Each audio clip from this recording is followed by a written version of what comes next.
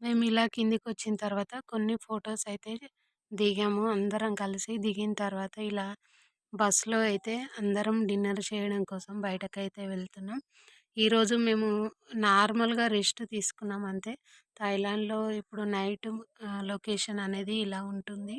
అదంతా ఈరోజు చూస్తున్నాం. రేపటి నుంచి ఎక్కడికి వెళ్తున్నాము ఏంటి అనేది నెక్స్ట్ వీడియో రూపంగా మీ అందరితో సాయంత్రం ఖచ్చితంగా వీడియోలైతే షేర్ చేస్తాను. మీరు కూడా చూసేయండి. ఇలా హోటల్‌కైతే వచ్చేసాం.